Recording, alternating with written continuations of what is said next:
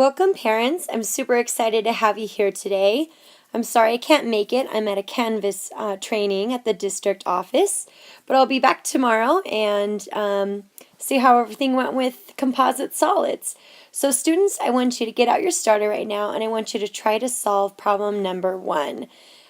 This is a chapter number 4 review problem, so hopefully we can do it. Go ahead and pause the video. All right, students, I want you to turn to your shoulder partner and say, I'm so glad you're in school today. Awesome. Go ahead and share what you got for the starter answer. Go. Awesome. That should be wrapping it up. Go ahead and give me a team teepee when you're done.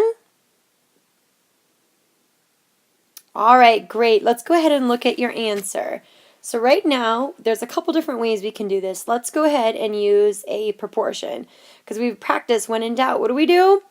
Set up a proportion. Awesome. So we know money always goes on top, which is great.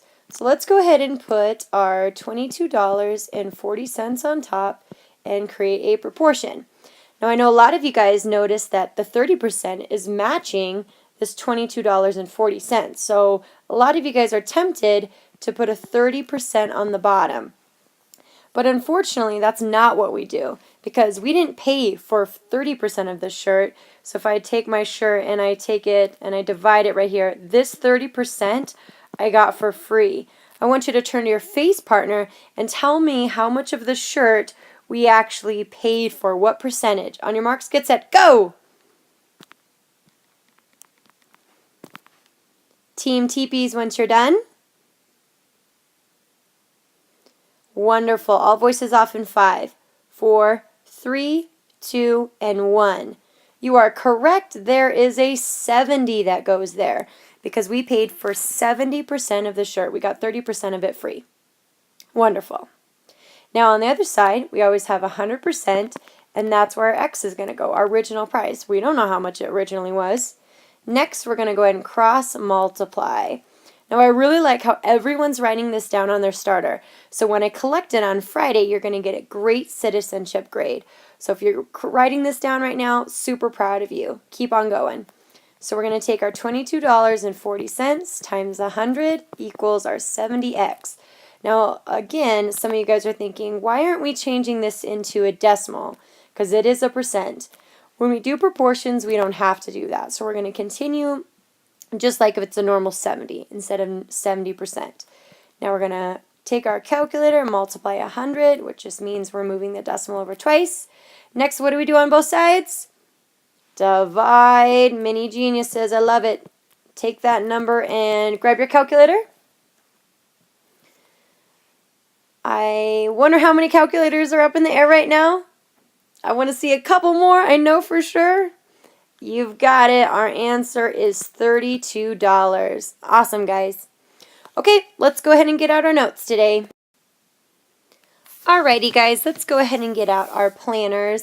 Right now, I need you to write composite solids because that's what we're learning about today. I also want you to write our homework tonight is study for the quiz. We do have an in-class assignment, Sage and Scribe. It's 5 problems. I think it'll be super easy. And then the rest of the time, I'm going to have you study for your test. Or excuse me, your quiz tomorrow.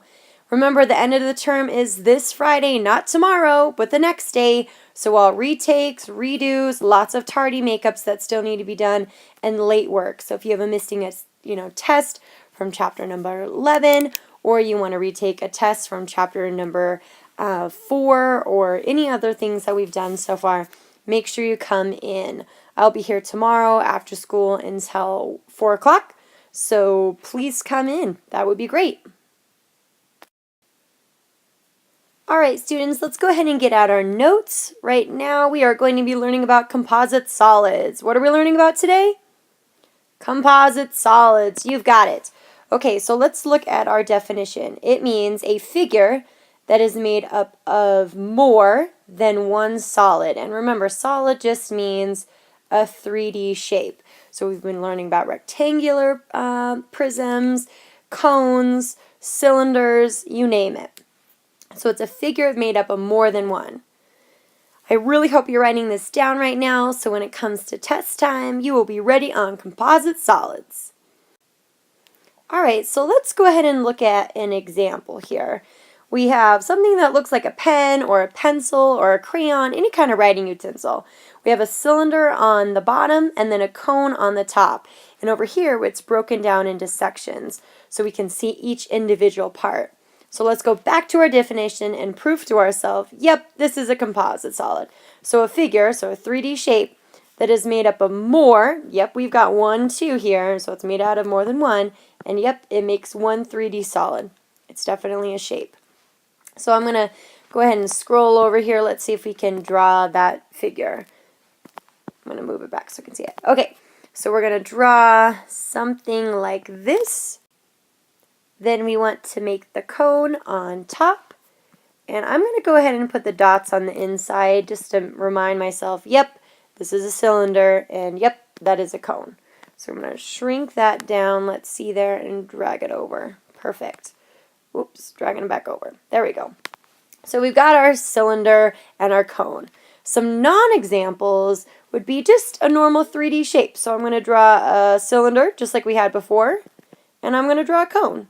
Oops, that's not a very good cone. Let's go back. And I'm going to draw a cone, and I obviously know that is not a figure or a 3D shape made of more than one. That's just one right there, so that won't qualify. Now let's brainstorm an example of when you would see a composite solid in your life. So I'm trying to brainstorm, when in my life would I see two figures, such as a cylinder and a cone, put on top of each other or next to each other or combined somehow to make one big solid.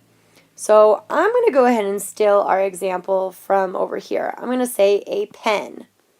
A pen is made out of composite solids. Yep, that's true because we have our little cone shape and then our long cylinder. So I want you to think of something that is made out of composite solid. Once you're ready, go ahead and stand up, and that's my signal that you are ready to share with a partner. Go ahead and go. I like how some of you guys are standing quietly right now waiting for everyone to finish. Go ahead and pause the video if not everyone is ready.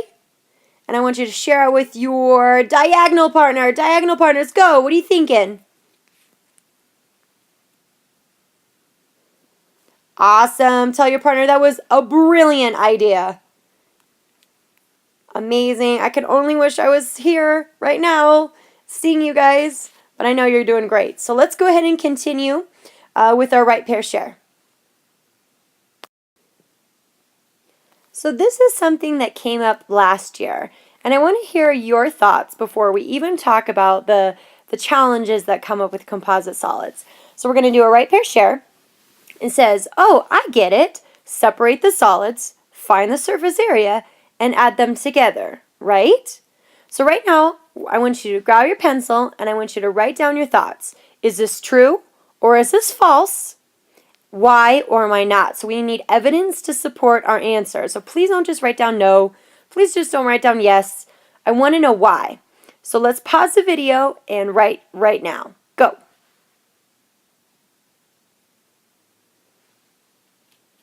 Great. I hope everyone has an answer. If you don't, that's okay. Let's just go ahead and share with our face partners our thoughts. What are you thinking? Why are we not? On your marks, get set, go. Face partners.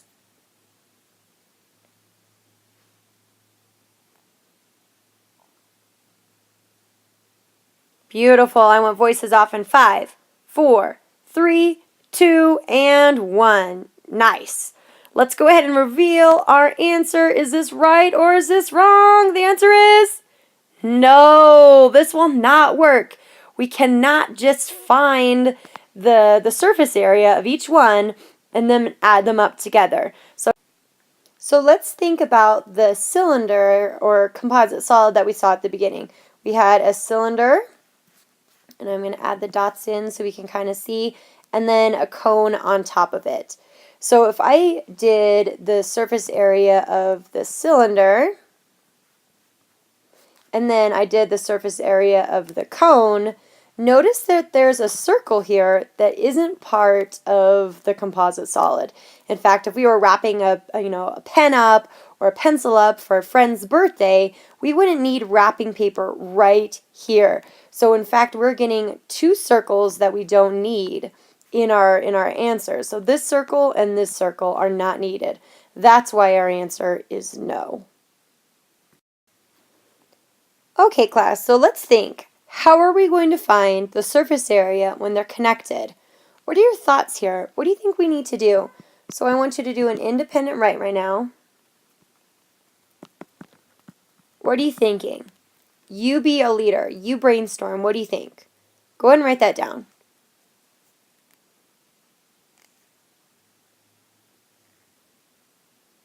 Wonderful. I know some of you guys are still writing. It's okay. Go ahead and put your pen down.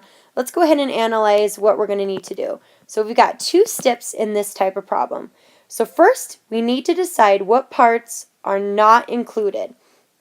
So first, we're going to write down parts that are not included. And unfortunately, they don't give this to you. You know, you have to use your inferring skills and figure out what parts, if we were wrapping it up or painting the object, what part do we not care about? And the second step is subtract from the total or don't even include it. So I'm going to write down subtract from total or don't include it. Now some of you guys are going to love this strategy. So figure out the whole thing out and then subtract from our total. So for example, think about the cylinder and the cone. If you are in this mindset, you're going to figure out the whole surface area of the cylinder, the whole surface area of the cone, and then at the end, subtract the 2 circles that are not needed. A couple of you are going to, in like the second way, don't include it at all. So you would do the bottom of the cylinder, the lateral surface area of the cylinder, and not include the top. Then you would do the lateral surface of the cone, and then add those 3 pieces up. So let's go ahead and look at what happens in the book. So it says, find the surface area of the composite solid. The solid is made up of a square prism and a square pyramid. Use the surface formulas for the prism and a pyramid, but do not include the areas of the sides that overlap. So for example, let's look at here. Do not include the top of the prism in the surface area. Do not include the base of the pyramid in the surface area. So basically analyze just what our SIPs were, what's not needed, what's not included. So let's take a second and figure it out. It says find the surface area of the composite solid. Round your answer to the nearest tenth. Well, I'm going to make sure I underline that so I don't forget it. Step number 1, we decided we need to figure out which parts of the composite solid are not needed. Well, it told us just a second ago that we do not need to include the bottom of the pyramid or the top of the prism because that's not needed if I was wrapping it, painting it. So first of all, what shapes are shown? I have four triangles that I need to make sure I have. I need to make sure I have 4 sides. And I'm going to put a little rectangle near there. And then I need to make sure I have 1 bottom. And I'm going to put a little rectangle there too to remind myself, yep, those are the shapes that I need. So now let's go ahead and check out this triangle, these 4 triangles. I'm going to go base times height. So my base of my triangle looks like that's 6. And the height of my triangle looks like that's 8. And I'm going to divide by 2. Now I like how lots of you guys are writing this down on their notes tonight. So when it comes to test time, you guys will be ready. Thanks for being responsible and ready to go. Now we need to remember, how many triangles do we have? So on our pyramid, I'm going to count. We've got 1 on the side, another 1 on the side, 1 on the front, and 1 on the back. So we've got a total of 4 triangles. Next, let's go ahead and do our 4 sides. So I noticed that there's 4 of them. So I'm going to go ahead and multiply by 4 immediately. And then I'm going to go base times our height. So it looks like all of them are 4 times 6. And there's our 4 sides. And our 1 bottom, which is right here. We're going to label that 6 times 6. If you want to do the times 1, you can, but I'm just going to go ahead and leave that out. Okay, now we just need to grab our calculator and we can plug this straight in as is. But if you want to simplify, you can. I'm going to go 8 times 6 divided by 2 times 4 on my calculator plus 4 times 6 plus 6 times 6, and that's going to get my final answer. Okay, I'm going to wait until everyone has their calculator up, ready to go. I hope I see half the class that has their calculator up, ready to go. I'm waiting on just a couple more. And you've got it, 228 inches squared. Go ahead and circle that, and nice job. Now it is your turn with you and your shoulder partner. This reminds me of the pen problem that we were looking at the very beginning of class. So I want you to turn to your shoulder partner and say, I'm so lucky to be working with you. All right, guys, let's go ahead and pause the video and let's see you working on this together. Go. All right, let's reveal our answers. So you know it. We need to talk about the things that we need to include. So we need to include the cones, I'm going to call it the cone sides. And when I say cone side, I'm just meaning about like this blue here. And then we need to have our one bottom. And lastly, we have our cylinder side. And I'm going to label that in like a blackish. And let's go back and label this red. Okay, perfect. So we know our sides of our cone is our pi RL, which we talked about a couple days ago. I'm going to instantly go pi times 3 times 5. And then our cylinder side, remember we said that was the circumference times our height, which is our 2 pi RH. And that is equal to 2 times pi times r, in this case looks like 3, and the height of the cylinder is 5. And lastly, we've got our bottom, which is a circle, so we've got pi r squared, which is going to be pi. Our radius is 3, and don't forget to square it.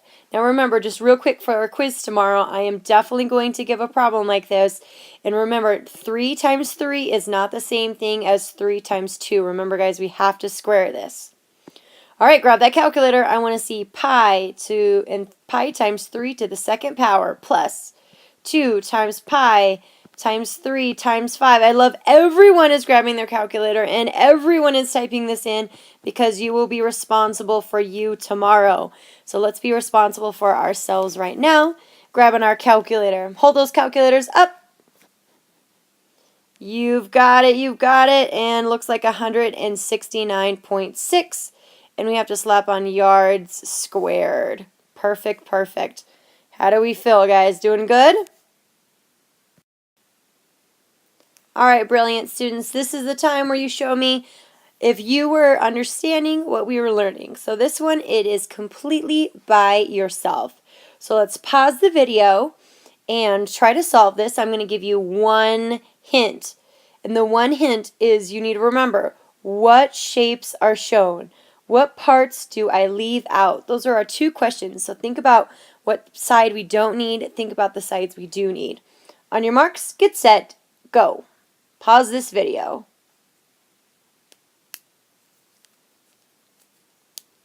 All right, guys, let's look at our final answer. So, of course, we need our two triangles, which is our front and our back. Then we need our two square sides. So I'm going to just label that two sides, and I'll put a little square next to it. Then we have our 4 rectangles. And lastly, we have 1 bottom.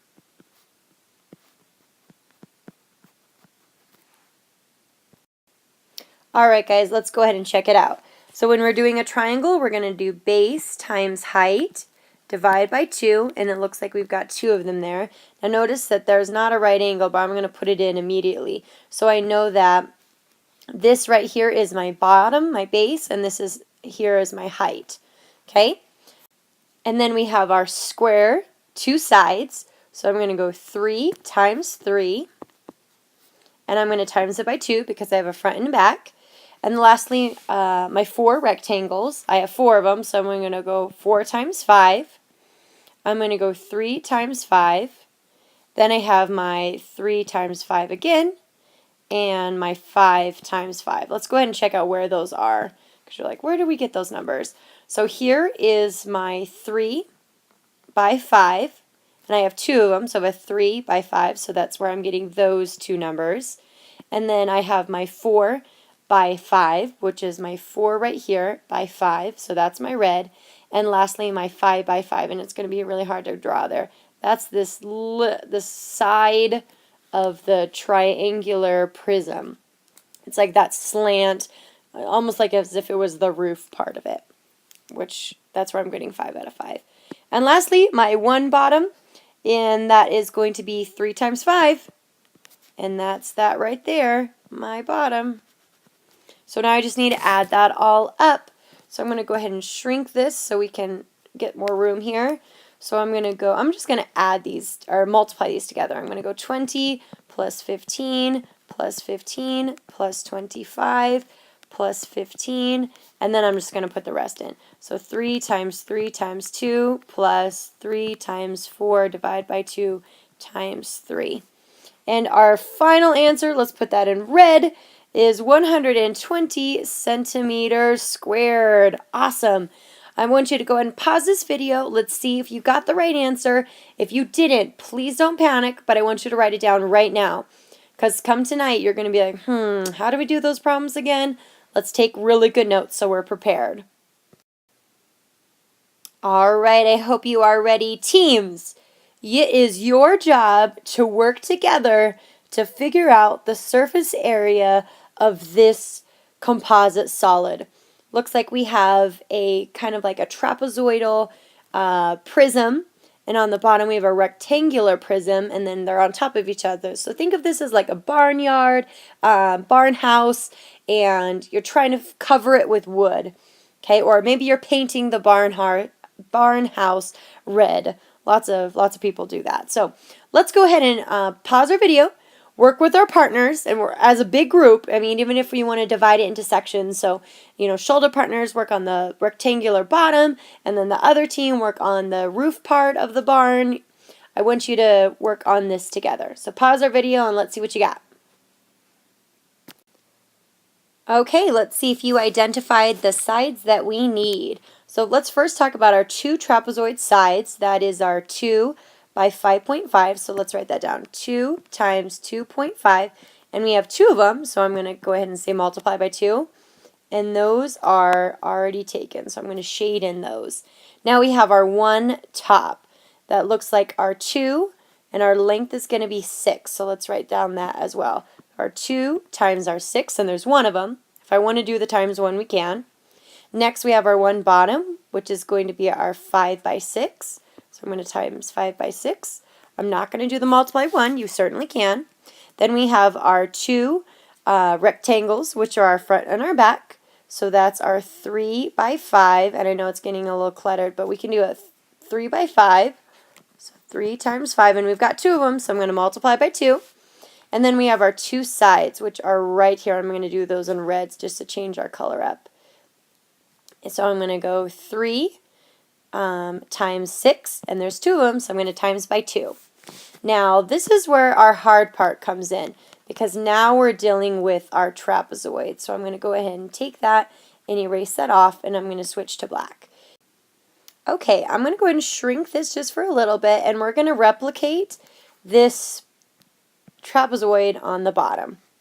So based on our picture, it says that this value, this height right here is 2. This says 1.5, and this says 2.5. That's pretty much the only measurements they give us. Notice that we're going to need to divide this part into 3 sections. We've got our triangle, and then our squarish version in the middle.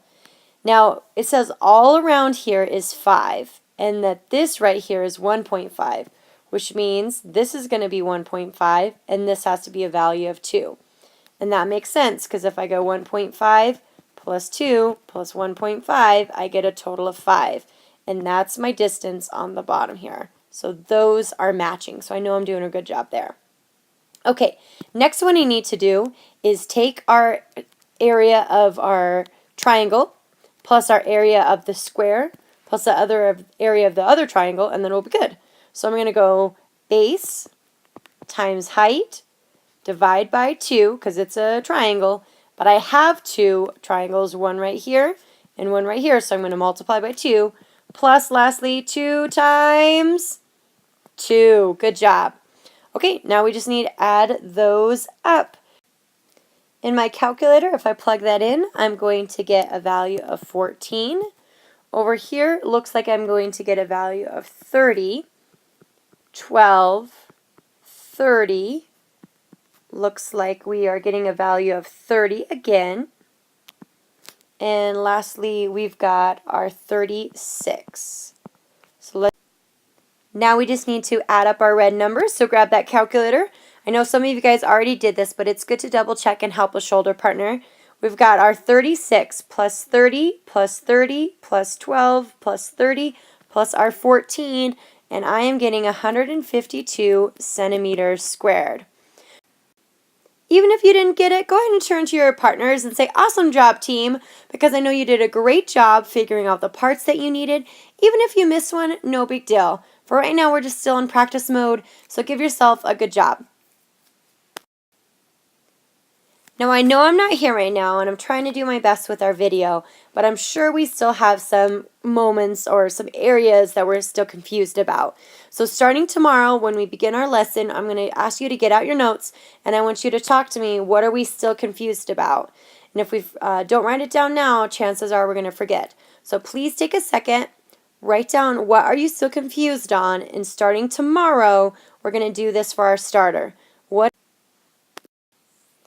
All right, guys, here's our fun part. So, Mr. Oliver, please go ahead and hand out the Sage and Scribe, one for each shoulder partner. So, teams really help Mr. Oliver out. If you are not in a partner team, please go ahead and do so right now. Please get in that partnership. Perfect. We should all be in pairs now. This is a super easy game. We've played this before. We have our scribe, which is our pen, and our sage, which is our voice. So notice we have different composite solids here, and I want you to try to figure them out with your shoulder.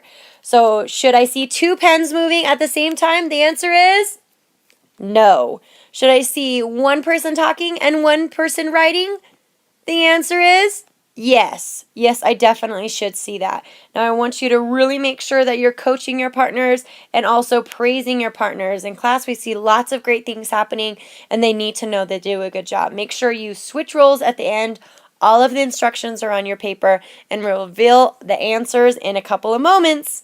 All right, guys, let's get started. This is what we're doing for the rest of the hour. Alrighty, Mr. Oliver, go ahead and please hand out our answer keys, which are in our sheet protectors.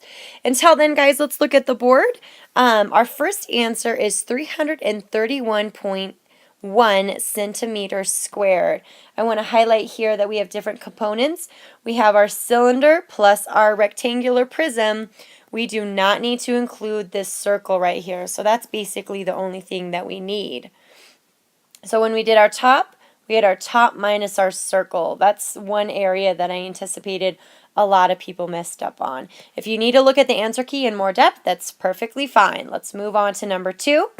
Our answer is 3,534.3 millimeters squared. This one shouldn't have caused a lot of problems. It's very similar to our example that we did in our notes, number 2. Let's look at number 3. Now this is a hard part here. We have a pyramid on top of there. So we have a rectangular prism and a rectangular pyramid. Our answer is 160 feet squared. If you need to look at that in more depth, you certainly can. And in number 4, we have 2 pyramids on top of each other. Our answer is 150 inches squared. The only thing we need to really remember on this one is we don't need our bottom, our base. So we're going to times everything by 6. Our story problem number 5, our answer is 102.3 inches squared. If you need to look at the answer key in more depth, please do so right now. Pause our video and we can double check our answers there. I don't know if there's any more time, but if there is, your homework tonight is study the practice quiz. I want you to be great leaders and get out your practice quiz, which I gave you yesterday. And go ahead and get started on that practice quiz because I don't know if you studied last night, but tonight is the night that you're going to need to get that out and study. Okay, the answer key is on Canvas, and feel free to call a partner or phone a friend if you need assistance. I'll be here tomorrow morning, also at 7. So thanks for being awesome, guys. Thanks, parents, for coming today. I appreciate you being here. All right, have an awesome day. Bye, guys.